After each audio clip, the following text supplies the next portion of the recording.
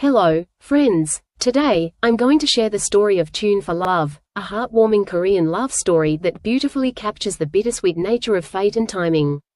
It's about two people, Misu and Hyun, who meet by chance and develop feelings for each other. But life has different plans for them. Just when they start getting close, circumstances tear them apart. No matter how much they try to hold on, destiny keeps pushing them away. This movie takes us on an emotional journey through different time periods, showing us love that lingers despite the distance. So, let's dive into the movie summary. The story begins with Misu, a cheerful and hard-working girl who works at a small bakery. She enjoys the simple joys of life, baking, chatting with her friends, and finding happiness in little things. One ordinary day, as she's busy with work, a young man named Hyun walks in. He has a quiet yet intense aura, the kind that makes people notice him without trying. He asks for soy milk and also requests tofu.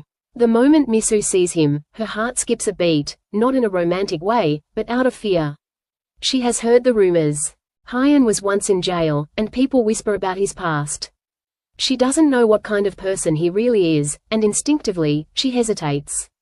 Instead of serving him, she nervously suggests that he visit another bakery. Hyun notices her reaction but doesn't say much. He simply leaves. Misu enjoys working at the bakery, but she also has responsibilities at home. She needs to earn more money, so the bakery puts up a hiring notice, hoping to find extra help. Later that day, as Hyun is walking past, he notices the sign.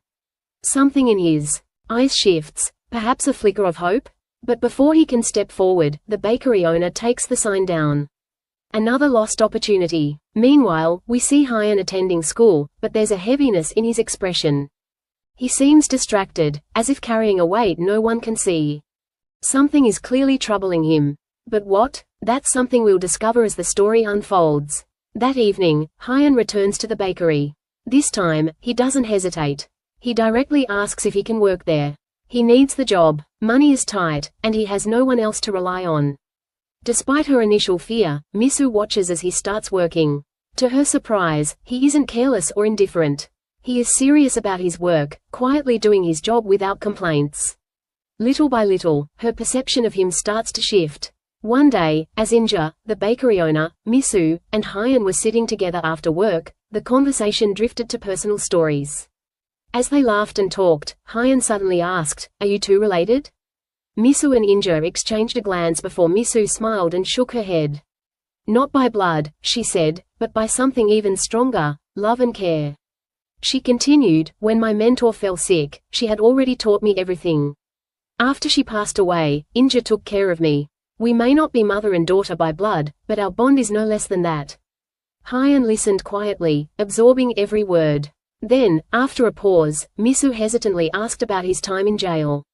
Hyun sighed and said, "Inside, every day felt the same. The only way I knew time was passing was through the radio.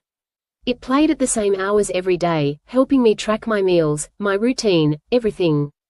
I used to imagine that once I got out, I'd eat all kinds of delicious food."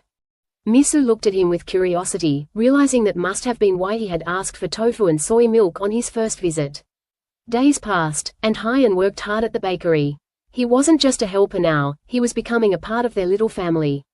As Christmas approached, the bakery prepared special holiday donuts, filling the shop with a warm, festive aroma. One evening, as they worked together, Misu glanced at Hyun and playfully said, "You know, I think you need a new haircut." The light-hearted moment made them all laugh, and for the first time in a long while, Hyun truly felt at home. But his charm didn't go unnoticed. Soon, girls from the neighborhood started gathering near the bakery, hoping to catch a glimpse of him. They giggled and whispered whenever he walked by. Misu, feeling a mix of amusement and annoyance, stepped outside and shooed them away. She didn't know why, but seeing them around him bothered her. As they continued working together, Hyun and Misu started spending more and more time together. A radio show played in the background every evening, a constant presence in their lives. And that's where the movie gets its name, Tune for Love. One rainy day, they stood by the bakery window, watching the raindrops fall. They didn't say a word, but when their eyes met, they both smiled, a quiet, beautiful moment that said more than words ever could. That Christmas was special. The bakery glowed with warmth, a beautifully decorated Christmas tree standing tall in the corner. Misu, Hyan, and Inja gathered around it, taking photos, their laughter filling the small shop. But things took a sudden turn. One morning, construction work started right in front of the bakery. The loud noises, dust, and blocked entrance meant fewer customers. Inja grew worried. This could badly affect their business. One evening, as Hyan worked behind the counter, an unexpected visitor arrived. It was one of his old friends from jail. He walked in, casually greeting Hyan, but there was a strange tension in the air. Misu and Inja noticed Hyan stiffen, his cheerful demeanor fading. The friend laughed, patting Hyan on the back. "Still playing the good guy, huh?" he teased. Then, without warning, he called a few more of their old acquaintances. Soon, a small group gathered outside the bakery, waiting for Hyan. Hyan hesitated. He had left that part of his life behind, but old ties weren't easy to break.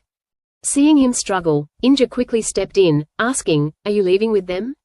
Misu, her voice barely above a whisper, asked, "Do you think he'll come back?" Inja sighed. "Maybe, but maybe not." Misu felt uneasy. She didn't want to admit it, but she had started to like Hyan, his presence, his silly jokes, the way he made the bakery feel livelier. Meanwhile, Hyan's so-called friends led him to a bar. They drank, laughed, and reminisced about old times. Someone pulled out a worn-out photo and placed it on the table. It was of a friend they had lost, someone who was no longer with them. Memories started flooding back. They recalled the times they used to play games on a rooftop terrace. That day, they had been playing and joking around when suddenly, their friend slipped and fell. That accident was the reason Hyan had ended up in jail. For the first time in a long while, he felt lost. Would he go back to the life he left behind, or was there still a place for him in the warm, quiet bakery where someone might actually be waiting for him? That night, his friends, drunk and reckless, started provoking him. Things escalated, and a fight broke out. Hyan knew he shouldn't have been with them in the first place. He was still on probation, and associating with them was a violation of the rules. Soon, the police arrived. Without a second chance, Hyan was arrested and sent back to prison. Back at the bakery, Misu waited all night, hoping he would return. But he never did. 5 years passed. Misu and her friend were now at a university, meeting a professor. They both needed jobs. 2 positions were available, one in a radio station and another in literature. Misu had always been drawn to literature, but she looked at her friend and smiled. "You take that job," she said. "I'll take the radio job." Though working at a radio station wasn't her dream, she accepted it.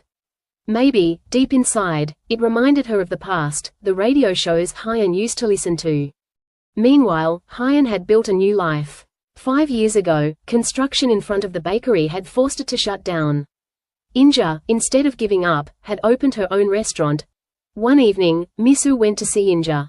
They sat together, talking about the past, about everything that had changed. Then, Misu did something unexpected. She took out an envelope and placed it in Inja's hands. "Inja, this is for you," she said softly. Inja looked at her, surprised. "You helped me once when I had nothing," Misu continued, her eyes filled with gratitude. "You shared your savings with me. Now, it's my turn to give back." Inja was touched. She had never expected anything in return, but Misu hadn't forgotten her kindness. That day was filled with happiness. Misu found herself drawn back to the bakery, as if searching for a piece of the past. Hyan, now working part-time at a library, was about to take a colleague's mother home when he passed by the bakery. That's when he saw her. For a moment, time seemed to stop. Their eyes met, and an unspoken warmth filled the air. Hyan smiled. "Wait here," he called out. "I'll be right back." He quickly dropped off his colleague's mother and ran back as fast as he could. When he reached Misu, slightly out of breath, she laughed. "What are you doing?" Hyan grinned. "I continued my education," he said. Misu's eyes lit up. "And? I got a job." Hearing that, Misu beamed with happiness. "That's amazing." Then, with a pause, Hyan added, "Oh, by the way, Inja now has her own restaurant. We should go visit her tomorrow." Misu nodded, but there was a silence between them. Finally, Hyan took a deep breath and spoke. "I'm enlisting in the military." Misu's smile faltered. She hadn't expected that. That night, they walked together, both lost in thought. Misu didn't want to say goodbye just yet, so she invited him over for dinner. They spent the evening talking, catching up on everything they had missed. Time passed too quickly, and it was already late. You should stay here for the night, Misu said softly. As they sat together, Hyun admitted, I hoped you would wait for me. I thought, maybe, one day, I'd see you again. Misu looked down, her fingers fidgeting. I did wait, she whispered. The next morning, as the sun rose, Misu woke up early. Sitting at her desk, she carefully created an email address. She knew Hyun would be leaving, but she wasn't ready to lose touch again. When Hyun was about to leave, she handed him a small note. This is my email, she said. No matter where you are, write to me. When you return, I'll be waiting, she said softly. Hyun smiled and, in a rush of emotions, pulled her into a deep embrace. The next day, Misu went to work as usual. But suddenly, realization struck her. She had only given Hyun the email ID, not the password. Her heart sank. It meant that he had no way of contacting her. Days passed, and Misu found a way to reach out to Hyun. She submitted a story to a radio station, a show they both used to listen to. She carefully crafted the message. The key to my house is the password. But fate played a cruel trick. Hyun never heard the broadcast. He tried countless passwords, but nothing worked. Misu, unaware of this, continued to write emails to him, pouring out her thoughts, updates about her life, and her longing for him. 2 years later, Hyun completed his military service and finally returned. The first place he went was Misu's house. But she wasn't there anymore. Thinking he had lost her forever, he felt hopeless. Then, one day, everything changed. Hyun randomly tried another password, her house number. To his shock, it worked. As he opened the email account, he found 2 years' worth of messages from Misu. Reading them, he realized how much she had missed him. In that moment, he knew, he had to find her. Later, they exchanged their numbers through mail. Hyun had missed Misu terribly. Hearing her voice again after so long made his heart race. They decided to call each other at 6 p.m. But when the time came, Misu waited. Hyun never called. Worried, she tried calling him, but he didn't pick up. At that moment, Hyun was caught in an unexpected situation. While working at the gym, a fight broke out, and he got involved. The police detained him for questioning, and in the chaos, his phone fell and broke. Unable to contact Hyun, Misu felt frustrated. Meanwhile, Misu poured her emotions into another email. If you're not calling, it's okay.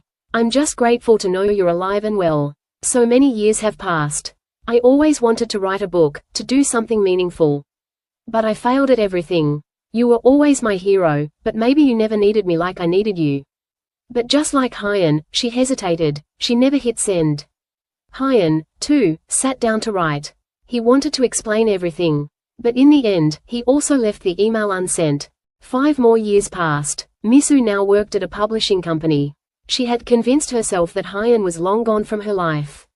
She had moved on, or so she thought. A kind co-worker liked her, and life seemed normal. One night, her boss took her out to celebrate. Her latest book had become a bestseller. She should have been happy. But that night, Hyun saw her again.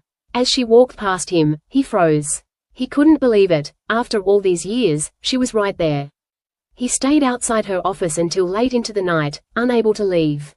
When she finally stepped out and saw him, her eyes widened in surprise. You're here, she whispered, emotions swirling in her voice.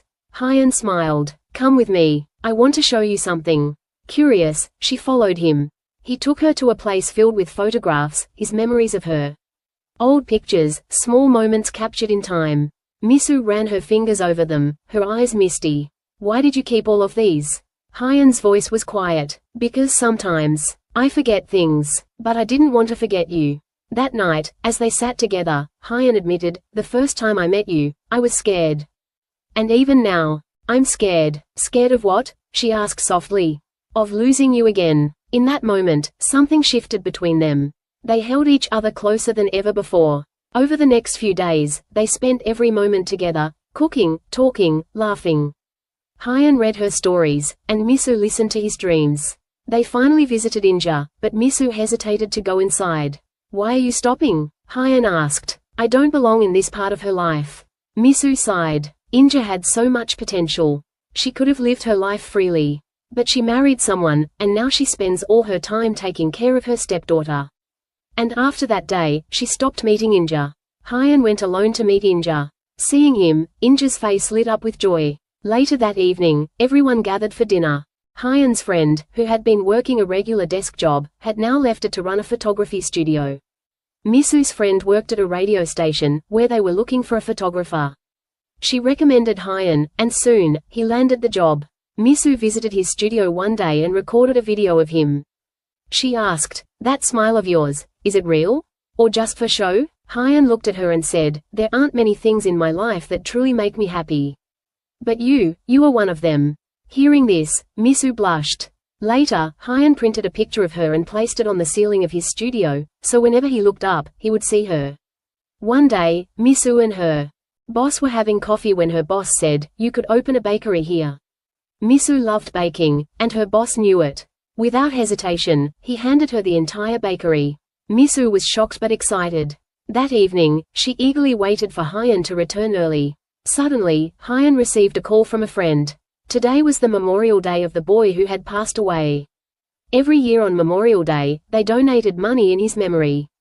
Hyun quietly placed his donation when an old woman approached him and asked, "What are you doing now? If my son were alive, he would be your age and working like you." She then added, "What you all did was wrong. You should have been in jail." Hyun apologized, feeling deeply guilty. The weight of the past overwhelmed him, and he broke down in tears. Later, when Hyun was with his friends, he left his phone at one of their houses. Misu called him, but his friend picked up. When Misu asked where Hyun was, his friend told her everything. That night, when Hyun returned home, Misu questioned him about it. Hyun became visibly disturbed. He had always avoided talking about this part of his past. Frustrated, he grabbed his coat and left the house.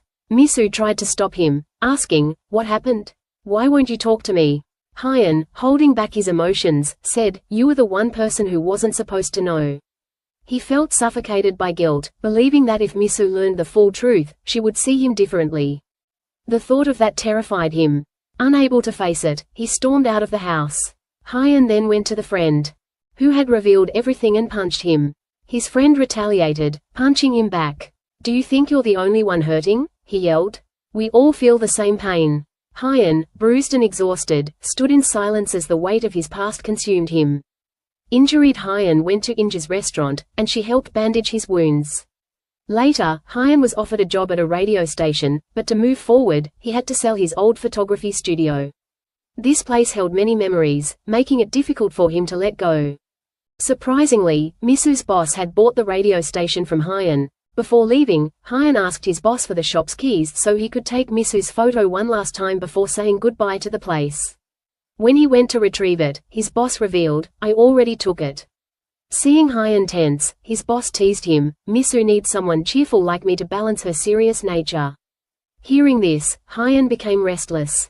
He knew that the boss was going to meet Misu, so he chased after the boss's car to see her. Hyun chased him through the entire city. When Misu met the boss, Hyun arrived there as well. However, angry Misu didn't want to talk to him, so she asked her boss to start driving. But when she noticed that Hyun was still chasing the car, she asked her boss to stop. She then stepped out to talk to Hyun. Seeing Hyun exhausted and breathless, Misu asked, "Why are you chasing us?" Instead of answering, Hyun pulled her into a hug. Misu, taken aback, gently pushed him away and said, "Please don't call me anymore. We will only get hurt." Hyun, hearing this, felt a sharp pain in his heart. He didn't want to let go, but for the first time, he sensed Misu slipping away from him. One day, Inja came to meet Misu, and they had a conversation. Inja told her, "One day, Hyun came to me feeling hurt. He said, 'Everyone thinks I am guilty. I didn't want Misu to misunderstand me, that's why I never told her about my past.'" Hearing this, Misu began to understand Hyun's reason for not telling her about his friend's death. Later, Hyun, who worked at the radio station, was hosting a show that both he and Misu used to listen to together. While on air, he suddenly asked, "Is there a name you want to share on this show?" He then took Misu's name and dedicated a beautiful romantic song to her. Misu, who was listening to the radio, was overwhelmed with emotions. She immediately rushed out to meet him and took a taxi. However, the roads were jammed with traffic. Determined, she stepped out of the taxi and started running, just like Hyun had once run to meet her. As she ran, she reflected on her feelings. Finally, when they saw each other, both smiled, realizing they couldn't live without one another. And on this beautiful note, the story ends. In the end, despite the misunderstandings and struggles, Misu and Hyen found their way back to each other. Their journey was filled with pain, regret, and unspoken emotions, but love and understanding ultimately bridged the gap between them. Through all the hardships, they realized that no matter what happened in the past, they couldn't imagine a future without each other. Their story wasn't just about love, it was about healing, forgiveness, and the courage to face the truth together.